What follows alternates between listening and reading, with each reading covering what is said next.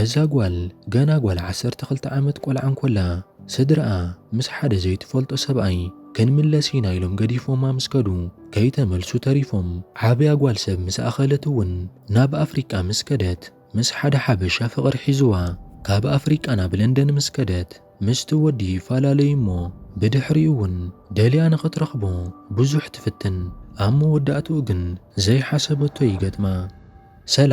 ሰላምታ ይረሳዕኩን ኣብ በቢ ዘለኹሞ ሰላምኩም ይብዛሕ። ነዛ ቻናል ሓደሽቲ እንተኾንኩም ሳብስክራይብ እንዳገበርኩም ነዛ ቪድዮ ድማ ላይክ እንዳገበርኩም ጀምርዋ። ሰናይ ጻንሒት። ፊልምና ክትጅምር ኮላ ሓንቲ ለይላ ዝተብሃለት ኣብ 20ታት መወዳእታ ክልል ዕድመ ትርከብ ጓል እንዳረኣየና እዩ። ለይላ ኣብ ሓደ ንውሕ ዝበለ ሰልፊ ተሰሊፋ ድሕሪ ምጽናሓ ፓስፖርታ ቪዛ ክትህርሞ ኮላ ንሪኣ። ካብዞም ተሰሊፎም ዝነበሩ ብዙሓት ሰባት ለይላ ብሕብሪ ቆርበታ ለይላ ጻዕዳ እያ ነይራ። እቲ ማናጀር እውን ካብ ኦፊስ ይወፅእ እሞ እቲ ማናጀር ንለይላ ናብ ኦፊስ ክትኣትው ይነግራ እሞ ናብቲ ውሽጢ ኦፊስ ምስ ኣተወት እውን ለይላ ብዛዕባ ነብሳ ሓደ ነገራት ክትዕልል ትጅምር። ኣነ ናይ ጆርጅስ ዜግነት እዩ ዘለኒ ን12 ዓመታት እውን ኣብ ሞሮኮ ተቐሚጠ ነይረ። ናብ ለንደን ተመሊሰ ቅድሚ ምኻደይ እውን ኣብ ኢትዮጵያ ቁሩብ ዓመታት ጸኒሐ ነይረ። ነዚ ምስ ተዛረበቶ እውን ሕጂ እውን ተመሊሰ ናብ ኢትዮጵያ ክኸይድ እየ ዝደሊ ትብሎ። እቲ ሓላፊ እውን ተቕብል ኣቢሉ ናብ ኢትዮጵያ ምኻድስ ይትረፍኪ። ኢትዮጵያ ሕጂ ኣብ ዝተረጋግዐ ኩነታት የላን፣ እታ ዓዲ ሰላም የላን። እዚ ኸይኣክል እውን ኣብታ ዓዲ ጥሜት ኣሎ። ስለዚ ናብ ኢትዮጵያ ክትከዲ ዘይሕሰብ ነገር እዩ ቅበፂ ኢኺልዋ ካብ ኦፊሱ ንኽትወፂ ነግራ።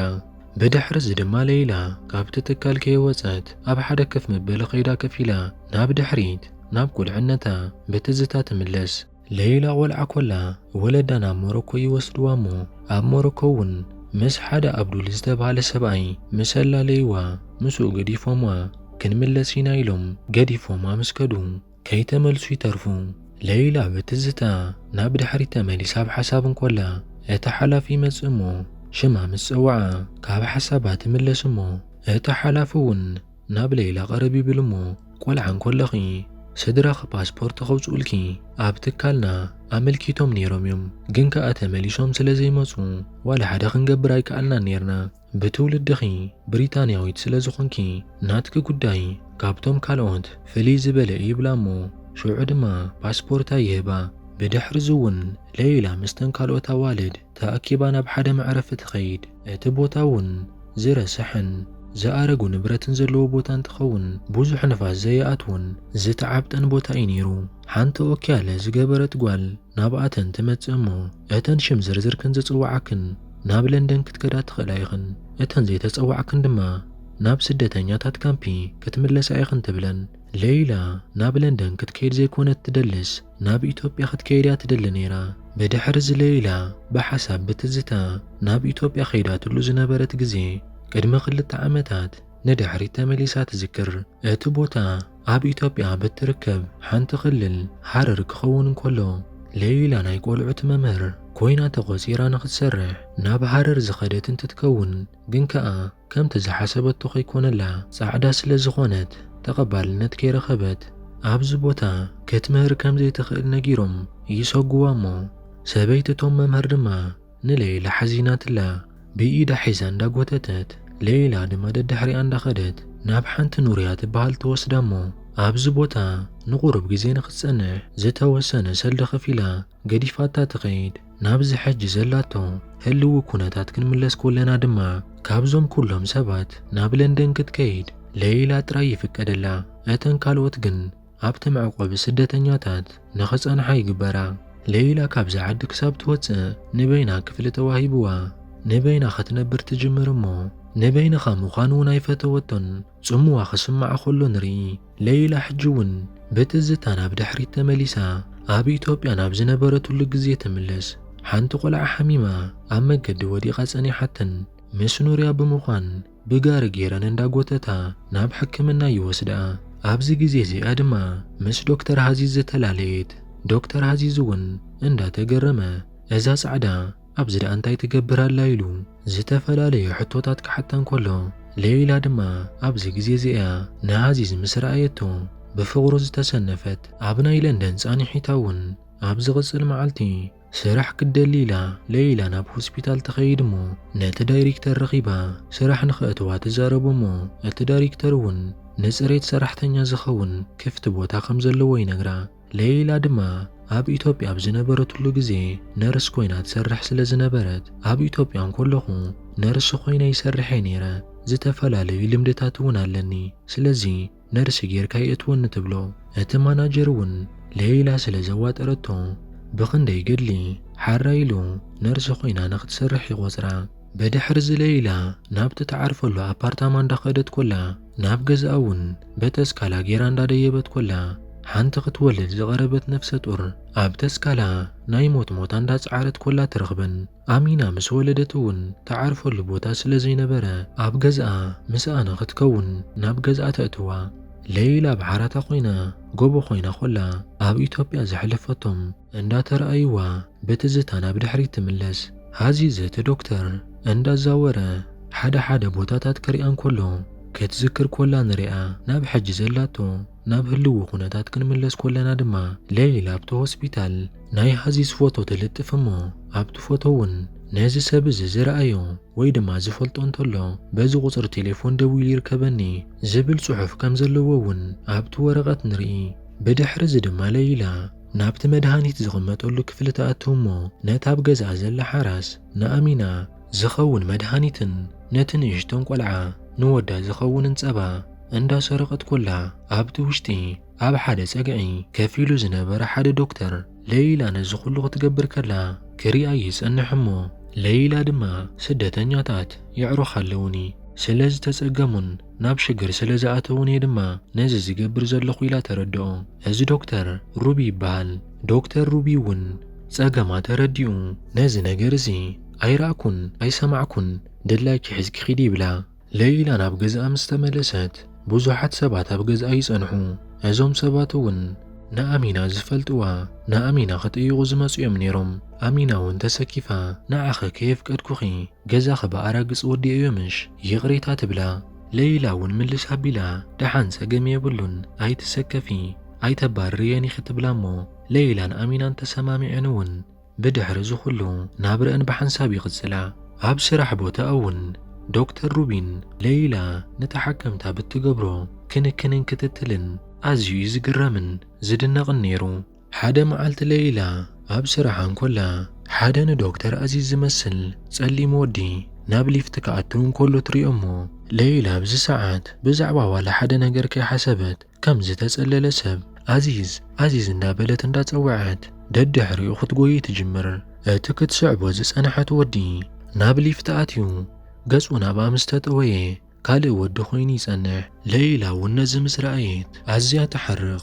ሌይላ ናብ ድሕሪት ብትዝታ ትምለስ እሞ ኣዚዝ እቲ ዶክተር ምስ መሓዙቱ ኮይኑ ሌይላ እውን ምስኣቶም ኮይና ኣብ ሓደ ገዛ እንዳተዘናግዑ ይጸንሑ እሞ ኣዚዝ ምስ መሓዙቱ ብሓሳብ ከይተሰማምዑ ተሪፎም ኣዚዝ ሓሪቑ ካብቲ ገዛ ገዲፍዎም ይወፅእ እሞ ሌይላ እውን ደድሕሪ ኣዚዝ ስዒባ ካብቲ ገዛ ትወፅእ። ብድሕሪ እውን ሌይላን ኣዚዝን ንፈለማ ግዜ ክሰዓዓሙ ከለዉ ንሪኦም። ሌይላ ካብ ሓሳባ ተመሊሳ ምስ ኣሚና ብሓንሳብ ኮፍ ኢለን እንዳዕለለታ ሎማዓንቲ ኣብ ሆስፒታል ንኣዚዝ ዝረኸብክዎ መሲልኒ ነይሩ፣ ግን ከኣ ኣዚዝ ኣይኮነን ካልእ ሰብ ኮይኑ ጸኒሑ ኢላ ንኣሚና ትነግራ። ሽዑ ድማ እታ ካብ ቦርሳ ኣፈልያታ ዘይትፈልጥ ናይ ኣዚዝ ናይ ሆስፒታል ታሴርኡ ንኣሚና ተርእያ። ብድሕሪ እውን ሌይላ ኣብ ሓደ ቦርድ ዝተለጠፈ ናይ ብዙሓት ዝጠፍኡ ሰባት ስእሎም ትርኢ። ሌይላ እውን ኣብዚ ግዜ እዚ ነዚ ምስ ረኣየት ንኣዚዝ ክሳብ መወዳእትኡ እንተዘይረኸብክዎ ኸኢላ ክትሓስብ ትጅምር። ሽዑ ድማ ሌይላ ስራሓ ምስ ወድአት ኣብቲ ውሽጢ ሆስፒታል ኣብ ሓደ ቦታ ኮፍ ኢላ ንሪኣ እሞ ዶክተር ሩቢን ናብ ኣቕርብ ኢሉ እዛ ኮፍ መበሊት ኣዝየ ዝፈትዋ ብዙሕ ግዜ ድማ ኣብዚኣ መፅየ ከፍ ይብል ይብላ።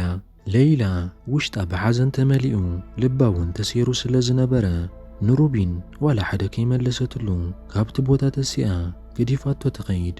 ኣብዛ ምሸት እዚኣ እውን ሌይላ ናብ ገዝኣ ምስ ተመለሰት ኣሚና ኣዝዩ ጥዑምን ደስ ዝብልን መግቢ ሰሪሓ ጸኒሓታ እንዳበልዓ ከለዋ ሌይላ ታሪኻ ክትዕልላ ትጅምር። ኣነ ቆልዓ እንከለኹ ስድራይ ናብ ሞሮኮ ሒዞምን ይኸዱ እሞ ሽዑ ድማ ምስ ሓደ አብዱል ዝበሃል ሰብ ገዲፎምኒ ተመሊሶም ከም ዝመጹ ነጊሮምኒ ከይተመልሱ ተሪፎም ኣብ ሞሮኮ ምስ አብዱል ቁርአን እንዳተምሃርኩ አቡኤ ዓቤ እቶም ትኽክለኛ ስድራይ እውን ናይ ሓሽሽ ነጋዶ እዮም ነይሮም ኢላ ካብ ውለታ ዘሎ ኩሉ ታሪኽ ተዕልላ። አሚና እውን ኣብ ሰሙን 3 ግዜ ትሰርሖ ስራሕ ከም ዝረኸበት ትነግራ። በዚ እውን እንዳተሓጎሳ ሕጂ እውን ዕላለን ቀፂለን ለይላ ብኢትዮጵያ ኾላ ብዛዕባ አዚዝ ናብ ድሕሪ ትምልስ ኢላ ከተዕልላ ትጅምር። ለይላ ንአዚዝ ንመጠረሽታ ግዜ ክትረኽቦ ኾላ አዚዝ ፈሪሑ ኣብ ገጹ ፍርሒ ይንበብ ነይሩ። ዝተፈላለዩ ናይ ኢትዮጵያ ሰለይቲ ወታደራት ከም ዝስልይዎ ዘለዉ እንዳፈርሐን እንዳተሸበረን ኣብዛ መዓልቲ እዚኣ ንለይላ ከም ዝነገራ ናብ ድሕሪት ተመሊሳ ክትዝክር ኮላ ንርኢ። ናብዚ ሕጂ ግዜ ክንምለስ ኮለና ድማ ለይላ ምሸት ናብ ገዝኣ ምስ ተመልሰት ኣብ ዓራታ ደቂሳ ኾላ ናይ ብኽያት ድምፂ ሰሚዓ ተሲኣ ናብ ሽቓቕ ምስ ኣተወት አሚና ኣብ ሻወር ኣትያ ኣብ ማይ ተኣሊኻ እንዳበኸየት ትረኽባ። ለይላ ድማ ናብኣ ቅርብ ኢላ ኣጆኺ ትሕዘኒ ኩሉ ነገር ክሓልፍ እዩ ንጓል ክትብል ድማ ክትብርትዕለ ክትብላ። አሚና እውን ናብቲ ናይ ስደተኛታት ካምፕ ኸይዳ ንስድራ ክትረኽቦም ከም ዘለዋ ትውስን። ብድሕሪ እዚ ድማ ለይላ ክትሰግድ ኮላ ንሪኣ እሞ ግን ከኣ ኣብዚ ግዜ እዚ እውን ከምቲ ናይ ኩሉ ግዜ ብትዝታ ናብ ድሕሪት ትምለስ። ሕጂ እውን ብዛዕባ አዚዝ እያ ትሓስብ ዘላ። ናብ ሕጂ ንምለስ እሞ ለይላን አሚናን ድራር ክበልዓ ኢለን ናብ ደገ ምስ ወፃ ዶክተር ሩቢን ይረኽባ እሞ ንለይላ ድራር ክጋብዘኪ ኢሉ ይሓታ። ለይላ ድማ ምልስ ኣቢላ ምስ መሓዛ እየ ዘለኹ ትብሎ እሞ ንሩቢን ገዲፋቶ ምስ ለይላ ትኸይድ። ኣብ መገዲ እንዳኸዳ ኸለዋ እውን ንምንታይ ምስ ሩቢን ውፅእ ዘይትብሊ ሩቢን ጽቡቕ ሰብ እዩ ዝመስል ትብላ። ለይላ ድማ ሓሪቓ ልበይ ኩሉ ነገረይ ናይ አዚዝ ጥራዩ ኢላ ትምልሰላ። ናብ ገዛ ምስ ተመልሳ እውን ንአሚና ሰብኣያ ደብዳቤ ይሰደላ እሞ ብሂወት ከም ዘሎ ትፈልጥ። አሚና ድማ ነዚ ምስ ሰምዐት ተሓጒሰን ክልቲአን ክትሓቋቆፋ ኸለዋ ንሪአን። ብድሕሪ እዚ እውን አሚና ንሰብኣያ ደብዳቤ መሊሳ ክትጽሕፈሉ ኮፍ ኢላ ኾላ ንሪኣ። ኣብ ቴሌቪዥን ብዛዕባ ኢትዮጵያ ዜና ክትሰምዕ ኮላ ንርኢ። እቲ ዜና እውን ንአሚና መፍርሒ ነይሩ። ኣብ ኢትዮጵያ ሓያል ድርቅን ጥሜትን ኩናትን ኣብታ ዓዲ ከም ዘሎ እያ ትሰምዕ ዘላ። ብድሕሪ እዚ እውን አሚና ምስ ሰብኣያን ምስ ትቕድም ኢሎም ዝወለድዎ ምስ በኹሪ ወዳን ይራኸቡ እሞ ብሓጎስ ክትሓቋቆፉ ኸለዉ ንሪኦም። ሰብኣይ አሚና እውን ንለይላ ንሰበይተይ ስለ ዝሓለኽያን ስለ ዝዕቆብክያን ኣዝየ ዘመስግን ይብላ።